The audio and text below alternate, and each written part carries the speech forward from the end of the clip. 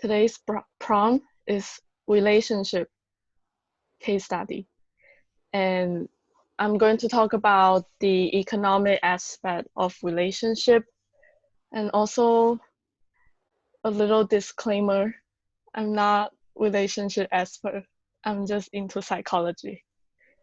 Um, Before I move on, I want to ask you guys this question. What makes you, how do you differentiate romantic relationship and other types of platonic relationship? Can you explain the term platonic or Platonic is anything that doesn't involve any romantic aspect. Like it can be a friendship or a brotherhood. So anything that's not romantic relationship.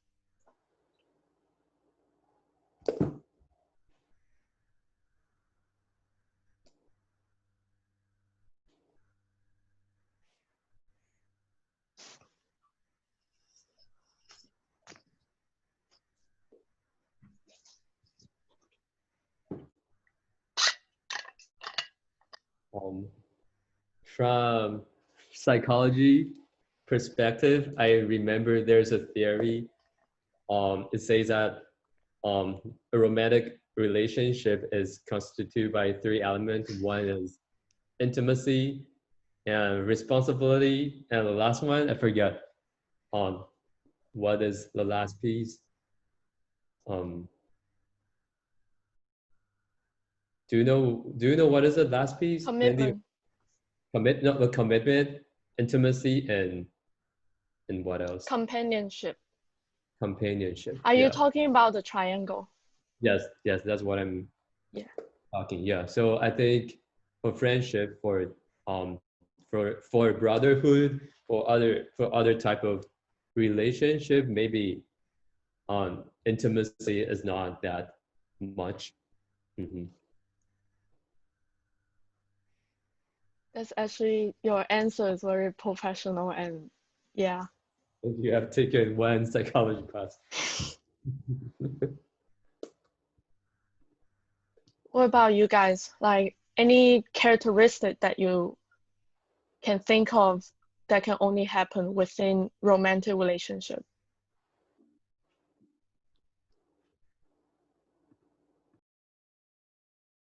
I know you guys are super single.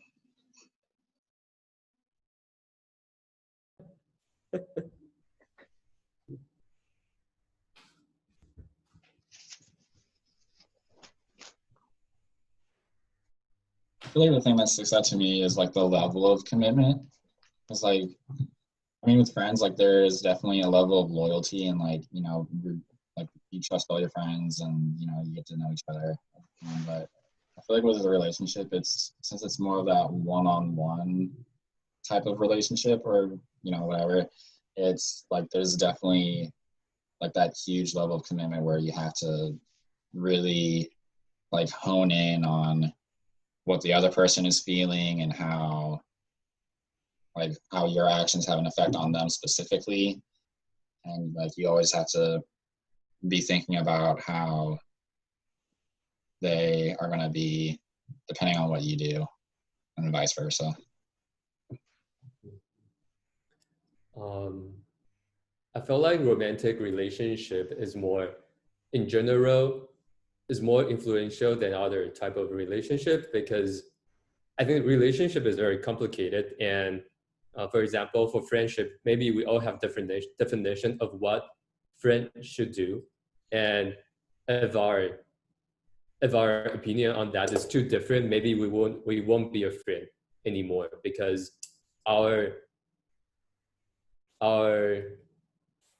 not recognition, maybe recognition, like what we should, like how much time we should spend on relationship and what type of genuine relationship, yeah, like how to maintain a genuine relationship if we all have different opinion about that. Maybe that's gonna make us to be a little bit more difficult to become friend. and this is just one type of relationship. But when it comes to romantic relationship, it's gonna be more complicated than friendship. So anyway, what I want to say here is we all have different recognition or any like different definition on all types of relationship. But when our recognition become too different, then that's going to be harder for us to maintain that relationship. And for romantic relationship, because that's usually goes more deeper, so that's going to be even more influential on us. Yeah. Mm-hmm. Anyone else want to share before I move on? Yeah, I think from what I hear from all of you guys, romantic relationship definitely takes a lot more commitment, and the intensity is also kind of different, and relationship tend to be more exclusive, and friendship can be a lot more inclusive. So yeah, and so yeah, that was supposed to be my question. So I have a definition of romantic intimate relationship. So it's recognizing the partner as special and unique. So that's called idealization. In addition to a desire to monopolize that person, which is commitment. And also thinking about someone unconsciously. So intrusive thoughts and sexual attraction. So this will be the 4 pillars that can make up a romantic relationship: idealization, commitment, intrusive thoughts, and sexual attraction. And also disclaimer, sexual closeness by itself does not equals to intimacy. And you can have intimacy without the sexual closeness. And intimacy can be developed by building sense of trust, so something that's more internal. And I know that this is kind of against our culture right now. A lot of people tend to bring in the sexual aspect into a relationship, but the standard definition in psychology, sex is not really something that's mandatory for relationship to develop. So there's 2 ingredients of relationship: a regular social contact, so it can be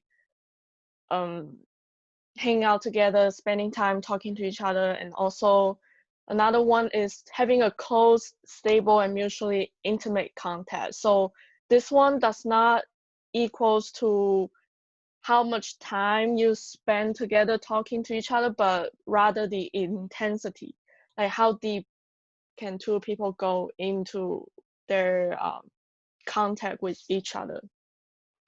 And 5 ways to mappings relationship. I'm just going to quickly go through this. So there's frequency of contact. So the more frequent the contact is, the more interdependent 2 parties are. Duration of contact, diversity of contact, and direction of influence. It's like me and my friend, we have different type of influence compared to, for example, me and my pastor or my parents. And the last one is the strength of influence. So not only how much are you able to influence this person, but how intense it is for the influence. And I'm going to go straight into this social exchange theory. This will be the main focus of my presentation today. So basically, social exchange theory believes that we are kind of like this selfish beings. When we're in relationship, we tend to have this cost-benefit analysis to determine the risk and benefits in relationship, and we are driven to gain the maximum profits with minimum cost. Either you realize or not, but we're always doing this calculation. So I'm going to introduce some formulas. There's a lot of information, so just bear with me and don't get lost. So the relationship outcomes equals reward minus cost. So whatever reward that you get, maybe you don't feel lonely anymore, and the cost is anything that you have invested in this relationship.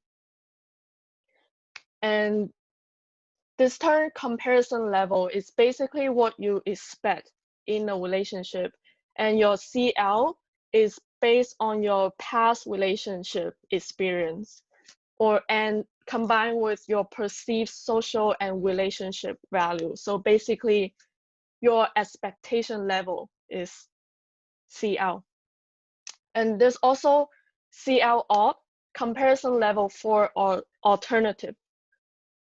So this is what you would expect if you're not in this relationship, including being single, and basically another alternative case scenario when you're not in this relationship. So the last formula is your satisfaction equals the current outcome of the relationship minus your expectation, minus CL. Am I making sense so far? I know this is a lot of information. Just give me a thumbs up. Okay, cool. Yeah, let me know if you want to slow down. I know this is kind of confusing and hard to understand, but I'm going to give you guys an exercise to kind of talk about the satisfaction so you can kind of get a hang of it. So the satisfaction, like I just mentioned, is the current outcome minus CL, comparison level. So here we are, we have this girl named Les. And Les is looking for open relationship with casual sex. So that would be her CL here. And we have John. John is a Christian guy, and he's actively looking for other Christian girls. And John went on a date with Les first, and this Ashley. So Ash is also a Christian. She wasn't really intentionally looking for a relationship, and she did not expect to go on a date with John. So as we can see, you guys can think about it on your own. What are their comparison level?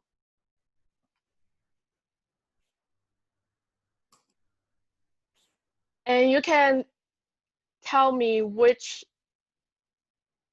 scenario has a higher satisfaction.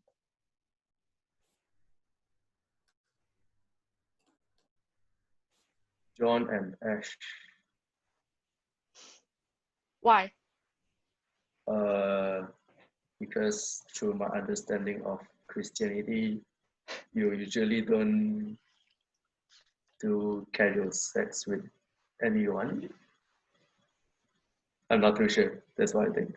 Yeah, that is correct. So you pointed out a very good point. So actually you brought out another factor here. So the outcome will be greatly disturbed between John and Ash because of their core value differences. And they also have a different CL. I'll take one more response. Can we go back to the slide? This one slide? Yeah, this is Okay. a lot of information. Based on your relation history, precision, constant comparison, COT.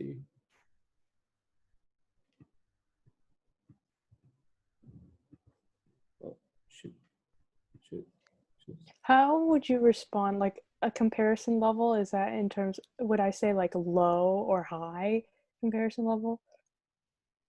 Comparison level is also infatuated. It can change. So basically it's what you're expecting. For example, let's say John went on a date with Les, and then he had a very high comparison level going into this date, but realizing that Les was looking for sex. So when John went to a date with Ash, his comparison level was being affected because of his experience with Les. So right now when he entered, when he date Ash, then his comparison level will be lower because CL is always affected by your history. So So your comparison level is fluctuated based on your past experience. So if the outcome is better than what they expect, so if the current outcome is, so this value is greater than CL, then the relationship should be satisfying. But if this outcome is better than the CL alternative, so what should I be doing otherwise? Then they are dependent on their relationship, because my current situation is better than what I would imagine otherwise. So the relationship tend to be more satisfying and stable. So let's go to the next case study, Anne and Yuhei. I'm sure a lot of you know them. So Anne is a simple girl who never dated before. She hoped to find the love of her life during her college years. And Yuhei had a crush on Anne when practicing Indian dance with Hamis. Hamis and Mandy were friends, and they often planned events together. So me and Hamis, we used to purposely plan hang out with Anne and Yuhei so that we can create some environment for them to get along. And then Anne and Yuhei had both reached in their late 20s, and they would like to settle down. And right now, Anne and Yuhei are now happily married together. So there's a lot of information, but we can break it down. So Anne is a simple girl who never dated before.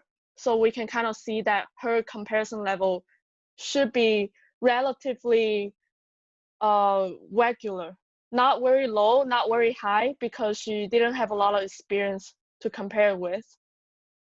And she hopes to find the love of her life. And so she's hopeful. And then, so Anne and Yuhei, they reach in their late 20s. So they have similar expectation to settle down. And then we can go to this model.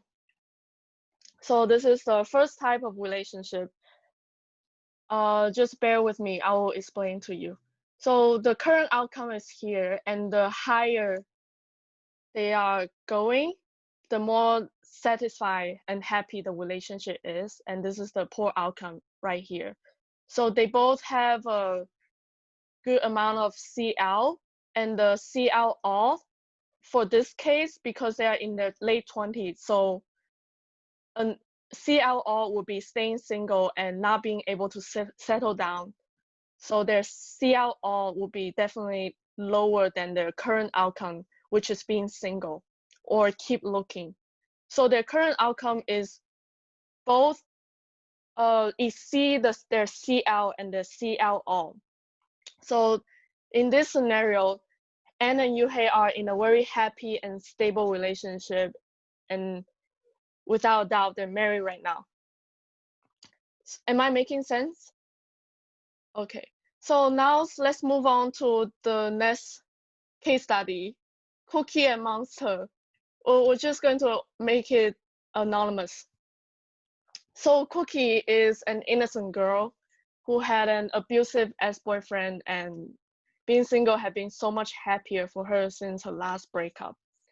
Cookie met Monster while Monster was obsessed with Cookie. Monster had been showing signs of emotional abuse on Cookie when they are in a relationship. Now Cookie wanted to break up, but she failed all the breakup attempts. And now Cookie and Monster, they stopped trying. Now Cookie stopped trying to break up, and they are moving in together. They're living together right now. So as we can see, Cookie had an abusive ex-boyfriend before. So her comparison level is a lot lower when she entered into a relationship with Monster. And Monster actually had a higher comparison level because Monster had been obsessed with Cookie. And the alternative here for Cookie to not be in the relationship is actually escape from the emotional abuse. But because Cookie failed the attempt, so the cost to break up is kind of high and not easy to break. So right now they are still in a relationship together. So I'm gonna introduce another model for you guys. So in this scenario, they have a very low satisfaction and high in dependence because it's hard to break up. So in this type of scenario, the relationship often has abusive patterns and the partner may have a little interaction or feel unable to leave. So this is where their current relationship outcomes is. It's definitely below their comparison level, what they would expect in a healthy relationship. So, but it's still above the alternative CLO because the cost to break up is a lot. So imagine the CLO would be go through all the process to fight for a breakup and potentially not knowing what to do being single. So in this scenario, the relationship is stable, but it's not happy because the outcome is lower than their comparison level. Does it make sense? Okay. Now we have a third case study, Mandy and Daniel. So Mandy and Daniel had never been in a relationship previously. They hit it off so well and they spent time studying together until 4 a.m. every day. Daniel was not a Christian and wanted to cross the physical boundaries that Mandy had for being a Christian. So now Daniel, a Hispanic Democrat, and Mandy, a conservative Republican, got into a heated political debate and they had a very rough fight. And eventually Mandy and Daniel, they stopped pursuing relationship due to core value differences. There's also a lot to unpack. So since Mandy and Daniel never been in a relationship before, so their comparison level is not too high, not too low. And they hit it off so well, that can indicate their comparison level. Well, actually it's less than 1 minute. Can we just pause here? So we were analyzing Mandy and Daniel in this case. Initially, they hit it off so well. So their current outcome is actually above the comparison level. But basically what happened, because they were having different political agenda, and also Daniel was trying to push some of the boundaries that Mandy was not comfortable with. So eventually they ended the relationship, the situationship. So we can use this model for Mandy and Daniel initially. So they are very high in satisfaction. Notice that they study together until 4 a.m. every day. So they really enjoy spending time together. But they have really low dependence on this relationship. So very low in stability because they have nothing to compel them to stay together if time gets rough, and time did got rough for them.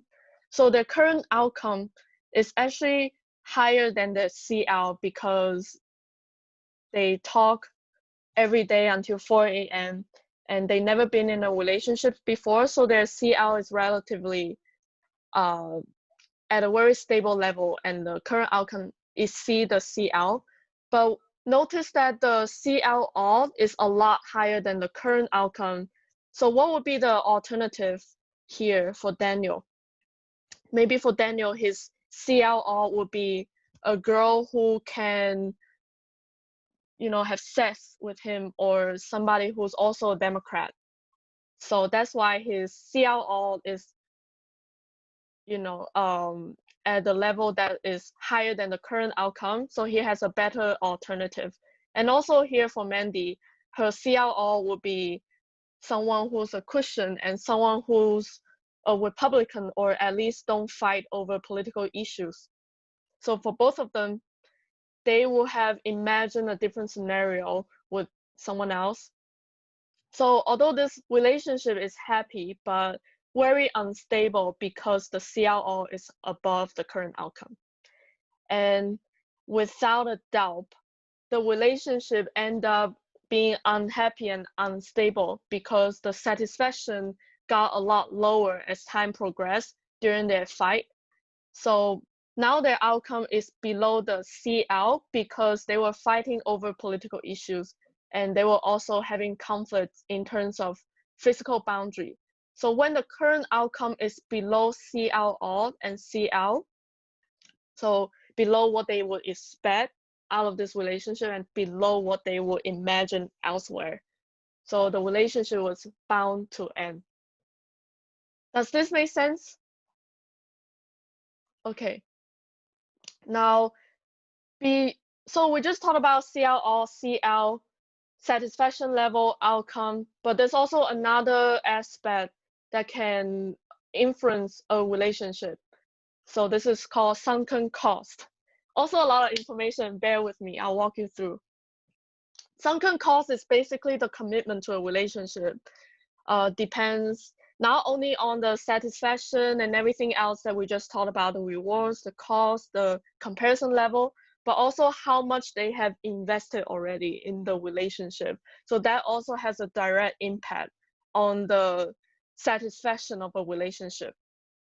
So investment can look like time investment, emotion investments, efforts that you put into someone, things you share together.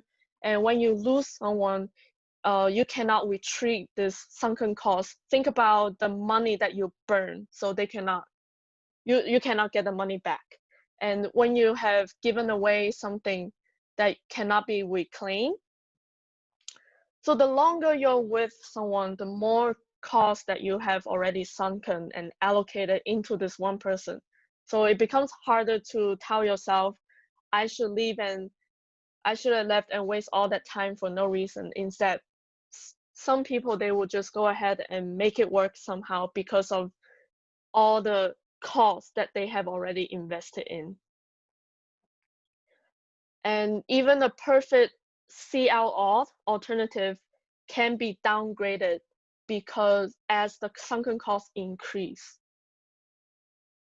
And the baseline quality of the CL alternative decrease as the sunken cost gets higher, which can also be a good thing. In this scenario, for example, there's a married couple and they wouldn't want to divorce because they have a spouse, they have a family. So because of the vast amount of sunken costs, then then it would greatly decrease the value of CL alt. That will make the relationship a lot more stable, and people tend to not want to leave the relationship because of the sunken cost. Just imagine this as you're hiking. You're going on a hiking trail.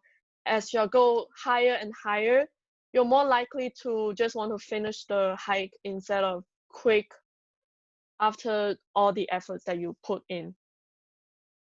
So to conclude this, again, I'm not relationship expert, but these are some of the things that we may be able to draw from this social exchange theory to help our relationship. So you want to examine the core value of this person and the characters, not just the chemistry, but I believe that you need to have the character and the chemistry together. And also clarity is also very important. Like in the case of Daniel and Mandy, if they could have been more clear about political agenda and in sort of finding that along the way. And also don't rush into a relationship for the sake of not being single, and do not compromise. And individualize the person. What I mean by that is, even though you have a very crappy past experience with someone, that might influence your comparison level, or your comparison level is really high because you have a very fascinating past experience, but try to just individualize the person that you are with and in the moment, and to be mindful of the fluctuated comparison level and be more rational instead of putting too much emotions in your decision making. And it's always good to consult with your friends and family if they tell you there's some red flags. Usually you may not be able to identify. So yeah, that's it.